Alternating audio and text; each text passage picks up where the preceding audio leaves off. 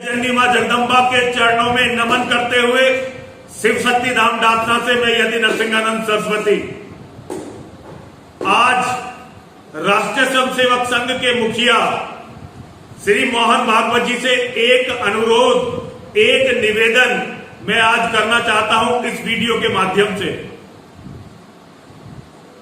आप बहुत बड़े हैं, आप बहुत विराट हैं, आप दुनिया के सबसे बड़े संगठन के मुखिया हैं। भारत में आज ग्राम प्रधान से लेकर राष्ट्रपति तक आपके ही संगठन के स्वयंसेवक हैं। मेरे दो गुरु हैं, एक मेरे गुरु आदरणीय स्वर्गीय श्री BL शर्मा प्रेम सिंह जी और दूसरे गुरु स्वामी ब्रह्मानंद जी महाराज, स्वामी ब्रह्मानंद सरस्वती जी महाराज, दोनों ही RSS के बहुत बड़े साथी और कार्यकर्ता रहे हैं। BL शर्मा जी, प्रेम सिंह शेर जी, जिनकी बात मैं आज हर जगह कहता हुआ घूम रहा हूं, वो दिल्ली से सांसद भी रहे हैं।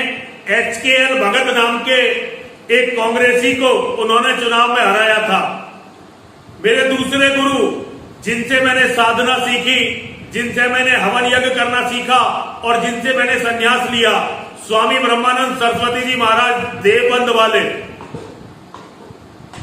जब आप लोगों ने अपनी योजना के अनुसार हिंदू जागरण मंच बनाया था, तब मेरे गुरुजी स्वामी ब्रह्मानंद सरस्वती जी महाराज उसके संस्थापक संगठन मंत्री थे, पहले संगठन मंत्री। अब आप इससे अंदाजा लगा सकते हैं कि मेरे जब दोनों गुरु RSS से इस तरह जुड़े हुए थे, तो मेरे मन में RSS का कितना प्रभाव और कितना असर हो सकता है। मुझे ये लगता है कि RSS के गठन में महाराष्ट्र में उठे एक विचार, हिंदू का सैनिकीकरण और राजनीति का हिंदूकरण, इसका बहुत बड़ा हाथ था। ये विचार कुछ महापुरुषों के मन में आया था, जिनमें डॉक्टर हेडगेवार एक थे, संपूर्ण नहीं थे, और भी लोग थे, लेकिन उनमें से एक डॉक्टर हेडगेवार थे। और इसमें पहला जो प्रयोग है राजनीति का हिंदूकरण से पहला प्रयोग हिंदू का सैनिकीकरण, उसके लिए RSS की स्थापना हुई थी। आपने बहुत लंबा कार्य किया है, लाखों करोड़ों स्वयंसेवक RSS को यहां तक पहुंचाने के लिए बलिदान हो गए, जहां आज RSS खड़ी हुई है। लाखों करोड़ों स्वयंसेवक, बड़े बड़े आंदोलन चले, बड़े बड़े बलिदान हुए। इन सब के बाद भी आज स्थिति यह है कि हम जनसंख्या का युद्ध इस्लाम के जिहादियों से हार चुके हैं। इस्लाम के जिहादियों से हम जनसंख्या के युद्ध को हार चुके हैं। और बहुत दिन की बात नहीं है, केवल 2029 में भारत का प्रधानमंत्री मुसलमान बनने वाला है। बहुत दिनों की बात नहीं है मोहन भागवत जी, केवल 2029 में भारत का प्रधानमंत्री मुसलमान बनने वाला है। और ये स्थिति तब होगी जब इस देश के अंदर ग्राम प्रधान से लेकर राष्ट्रपति तक राष्ट्रीय स्वयंसेवक संघ के कार्यकर्ता हैं।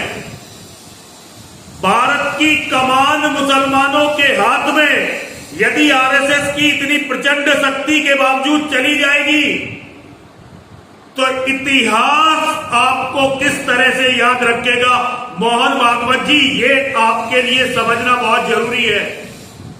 आज तक हम सभी लोग देश में जितना भी बुरा हुआ, उसके लिए केवल कांग्रेस को कोसते रहे हैं, केवल कांग्रेस की गलती बताते रहे हैं। लेकिन आप ये तय करिए कि 2029 में भारत का प्रधानमंत्री मुसलमान बन गया, तो केवल 20 साल में 40% हिंदुओं का कत्ल होगा। 50% हिंदू अपना धर्म परिवर्तन कर लेंगे और केवल 10% हिंदू बचेंगे कुछ रिफ्यूजी कैंपों में बचेंगे, कुछ अमेरिका में, यूरोप में, कनाडा में, ऑस्ट्रेलिया में, न्यूजीलैंड में, रशिया में, इस तरह से बचेंगे दूसरे देशों में। और भारतवर्ष में सनातन समाप्त होने का अर्थ है कि सनातन का सूर्य हमेशा के लिए अस्त हो जाएगा। सनातन का सूर्य हमेशा के लिए अस्त हो जाएगा और ये आरएसएस के कार्यकाल में होगा। आरएसएस के स्वर्णिम समय में, जब आरएसएस के बड़े बड़े कार्यालय हैं, आरएसएस के प्रचारक प्लेन चार्टर करके चल रहे हैं, हेलीकॉप्टरों में चल रहे हैं, चुनाव प्रचार के लिए आप लोगों के पास धन की कोई कमी नहीं है, अथाह धन है, अथाह साधन है।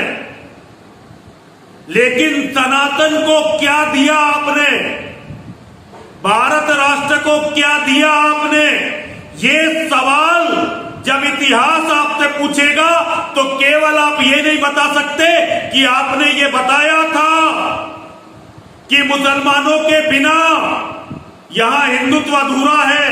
इतिहास आपसे पूछेगा कि आपके होते हुए भारत देश इस्लाम के जिहाद में कैसे गर्क हो गया।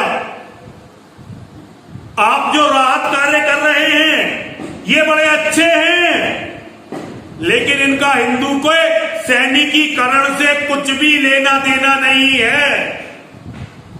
सैनिक धर्म और राष्ट्र की रक्षा के लिए लड़ते हैं। जो कार्य अभी आरएसएस ने कहीं भी करके नहीं दिखाया है, जबकि इसी के लिए आरएसएस का जन्म हुआ है। दूसरों को दोषी बताना, जैसे अभी आपके लोग मुझ पर दोष डाल रहे हैं कि मैंने बंगाल का चुनाव हरवा दिया। असल में वो लोग जानते ही नहीं हैं कि मेरे गुरुजी श्री बीएल शर्मा प्रेम सिंह शेर जब चुनाव लड़ते थे दिल्ली में तो कहते थे कि एक भी मुसलमान की वोट नहीं चाहिए। अगर मुसलमानों ने मुझे वोट दे दी तो मेरी मतपेटियां गंदी हो जाएंगी, और लाखों के मार्जिन से जीतते थे। और जब सबका साथ सबका विकास होने लगा तो धीरे धीरे ये मार्जिन कब होने लगेंगे और सब विनाश की तरफ चला जाएगा।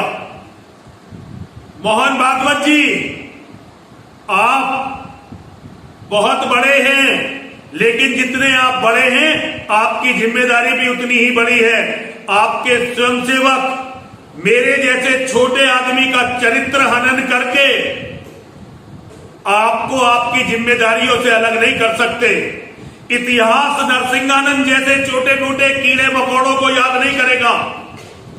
इतिहास जब भी सवाल पूछेगा वो आरएसएस से पूछेगा, मोहन भागवत से पूछेगा, नरेंद्र मोदी से पूछेगा, अमित शाह से पूछेगा कि आप लोगों के सत्ता में इतने ताकतवर होते हुए इस देश का इस्लामीकरण कैसे हो गया। ये सवाल आपके सामने इतिहास बार बार रखेगा और लाखों साल तक जब तक सृष्टि रहेगी हिंदुओं के विनाश के दोषियों में आपका नंबर सबसे बड़ा होगा। ये आज तो बात मैं वीडियो में बता रहा हूं, लेकिन आज ही मैं आपको एक पत्र भी लिख रहा हूं जिसमें आपसे मिलने का समय लेना चाहता हूं। अगर आपने मुझे मिलने का समय दिया तो जो बातें मैं आज आपको वीडियो के माध्यम से कहना चाहता हूं, यही बातें मैं एक दिन आपके साथ आमने सामने बैठकर भी समझाना चाहता हूं। ये आपकी मर्जी है कि आप मुझे मिलने का टाइम देंगे या नहीं देंगे। मैं अपने शेरों से कहना चाहता हूं, ये मेरी वीडियो मोहन भागवत जी तक जरूर पहुंचाइए। मेरे ये सवाल मोहन भागवत जी को जरूर पता होने चाहिए कि एक सन्यासी जिसने अपने जीवन का बहुत बड़ा हिस्सा केवल आपके संगठनों को दिया है, आज वो ये जानना चाहता है कि क्या हिंदुओं के विनाश को, हिंदुओं के सर्वनाश को क्या आरएसएस इसी तरह से देखता रहेगा? क्या आप इसी तरह मौन होकर इस सनातन धर्म को समाप्त होने देंगे? क्या आपके इतने बड़ा सत्ताधीश होने के बाद भी भारत राष्ट्र हमेशा के लिए खत्म हो जाएगा? ये बहुत छोटे प्रश्न हैं, बहुत कम कड़वाहट से मैं पूछ रहा हूं। कल इतिहास बहुत कड़वाहट के साथ, बहुत पैनेपन के साथ जब आपसे ये प्रश्न पूछेगा, आपको इसका जवाब देना ही पड़ेगा। इसलिए जवाब खोजिए, चाहे मुझे मत दीजिए, लेकिन अपनी अंतरात्मा में झांक कर अपने आप को इन प्रश्नों के लिए तैयार करिए। हर हर महादेव, हर हर महादेव, हर हर